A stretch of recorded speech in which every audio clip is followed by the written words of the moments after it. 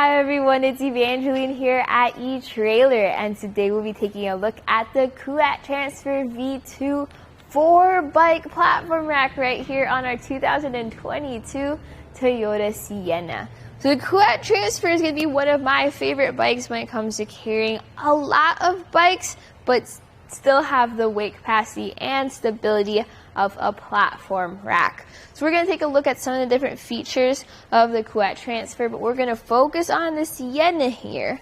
That way you can see if this is going to be the right fit for you, your different types of bikes, and your vehicle. The first feature we'll take a look at is going to be the tilt away feature. Now, unfortunately, we don't really have enough clearance here to go for a full tilt, but I'll show you how it works just to show you how it works.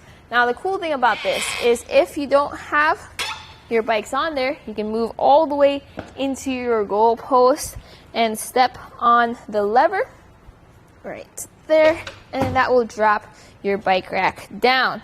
Now, this does hit the ground, so because of that, we don't get as deep enough of a tilt as we would like if we wanted to open up our hatch. We're going to stop it right there. You can see there's just enough room to grab in there real quick, but not enough to open the door completely. And then we're just going to close that and bring it right back up. Now, this does have a weight capacity of 40 pounds per bike. So for your heavier bikes, if this is fully loaded up, it is going to be kind of heavy to lift back up too. But once you have it in position, it snaps right into place. That goalpost design, you can see it in work right here. This makes it easier for you to mount and dismount your bikes, which is tricky once you get to those 4-bike platform racks. If you've seen the Hollywood Racks Destination 4 rack, it's a little bit more compact than this, but you have to reach all the way over the other bikes in order to reach yours. So here, you load this one up, then you go out, then you go out, then you go out until you have 4 fully loaded. So pretty cool design process right there. Let's talk about the types of bikes that you can carry with this rack. So we have our carbon fiber frame bike here, perfectly fine since we have a front wheel mount. So that front wheel mount makes it a lot easier to carry bikes of different shapes, different sizes, whether you have a women's frame or a step-through frame or a children's bike, you can carry it with this without a need for a frame adapter bar. In the back, we have a rear wheel strap. So if you have your normal bikes, this just secures that rear wheel. And if you have your fat tire bikes, you can get a larger strap to accommodate for those wider tires of up to 5 inches. So we're going to take our bike off, and we're going to start by pressing on this lever and lifting up on the strap. And I just like to leave this over to the side so it doesn't get caught up in our spokes. Then we're going to go over here to the front, hold on to your bike as you do so. You're going to want to press the lever for your front wheel mount. And I have it actually very tightened down here. So there we go. Once that lever is released, you can then lift up on that, push that out. And just like that, you can grab your bike and you are ready to go on a bike ride. Now I'm just going to leave this over to the side so that we can take a closer look at the bike rack itself. The thing I want to take a look at is the cradles here. So notice our rear cradles with how they tilt back and forth to accommodate for different wheelbases.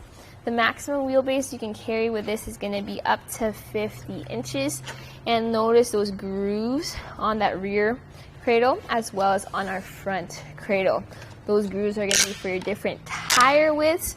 Usually you can carry up to 3-inch wide tires, but if you have a fat bike tire, we talked about those fat bike straps earlier. We also have these front wheel mounts, so those just move back in and secure your front wheel. Pro tip is please put away your straps since you're their receivers, even when your bikes aren't on them. That way they're not flopping around as you drive around, and it looks nice and neat that way. Now, the downside to the goalpost design is that it actually takes up a lot of space overall. You do have a lot of openings on the inside to make it easier to mount and dismount your bikes, but it is going to be a really long bike rack. So let's take some measurements to see exactly how much length it adds to the back of our Sienna. I'm going to measure from our bumper here to the end of the rack, right over there, and that sits at about 55 inches of length. Definitely a measurement to keep in mind when you're backing into your garage or trying to park into a tight spot. Good thing is, your Sienna isn't as big as a larger Vans, although it is bigger than a smaller sedan. So if you do have a small garage, this is a measurement to remember. Another measurement we'll take a look at is going to be ground clearance. Ground clearance is measured at the end of the rack to the ground, right here, and sits at 18 inches. Compare that measurement with over at your hitch. The bottom of your hitch receiver to the ground is going to be about 10 inches, so we have a little bit of a shank rise there, which is helpful when you go up those steep inclines like your driveways or hills. Your front's going to go up, your back is going to go down, and you want to make sure that your bikes don't hit the ground. I would have liked a little bit more rise, that way we'd get a deeper tilt, but it is what it is. Okay, so what if this takes up too much space in your garage, or you're not planning on going for a ride just yet? You also don't want to take your bike rack off completely. What you can do is you can fold this up. To do so, remember that lever we stepped on earlier? So tilt it away. We're going to press that again, but this time we're going to lift up on the rack. Let's go over here just to show you how that works. And it's going to snap into place in the upright position. Let's take some more measurements. Closest point, it looks like it comes closest over by our bumper. We have about 2 1/4 inches of clearance there, so plenty of clearance.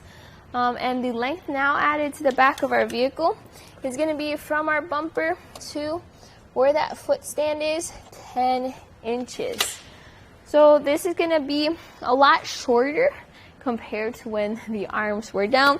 You'll want it in this position when you're just planning on driving around town. You don't want to take your bikes out just yet, but you also don't want to take up too much space behind your vehicle. What's it like living with this behind your vehicle? Well, look at this view from the back of the rack. Now it does come up to kind of where the top of our car is. Yep, right below that spoiler. But then this is all open, so we are able to see through our rear window. Our emblem is obviously visible, and you can see that because of our goalpost design. Our taillights are visible as well. We kind of cut off the side of the taillight, but still really good looking. And our backup camera sits over there, and our license plate is visible through that goalpost too. All really good things to see. Yes, it is a larger rack, but we have a lot of visibility there. Okay, let's talk about how this fits into our hitch. So with our Sienna, what actually happened is we had an 1 1/4 factory hitch that we took out and replaced with a 2-inch hitch receiver. Very helpful because this has a 2-inch shank. So that fits right into that hitch receiver, has a hitch pin and a clip. I personally recommend going ahead and getting the hitch pin and the lock upgrade. You can find that here at etrailer. The way this tightens down is it pops into the hitch and it uses a special Allen key. It's a security key that Kuat gives with the bike rack. That's probably going to be one of the main downsides to this rack. I prefer using a wrench in a socket, but that creates a special security way to keep this in place without the use of a lock. That tightens down and extends a ball cam on the inside of your shank, creating an anti-rattle effect. Let me demonstrate how that anti-rattle effect works as I shake our bike rack here. So to shake the rack over by the shank, just to try to simulate that road movement and vibration, I'm really just moving the vehicle at this point. That's because that connection there is nice and secure. Very helpful when you have multiple bikes on your rack. Okay, my personal thoughts about the Kuat Transfer is this is definitely going to be a large bike rack. I actually prefer the Hollywood Racks Destination 4 bike rack because even though that is a bulky rack, it doesn't take up as much space as this. It comes right up to where that emblem is. On the other side, This has that unique goalpost design, which makes it helpful for keeping that visibility as well as keeping all your bikes apart. So you get that stability of a platform rack without taking up too much space. So we have different pros, we have different cons. Remember with this, you do have a 40-pound weight capacity per bike, so slightly more than the Hollywood Racks Destination. If you take off the add-on, you can then carry your electric bikes. Oh, by the way, you can take off the add-on, so you then have 3 platforms there. So you have a little bit more versatility there. Hopefully this video helped you out with seeing what kind of features you liked, didn't like. I kind of wish it tilted away enough to open a door, but it was nice that we had just a little access there.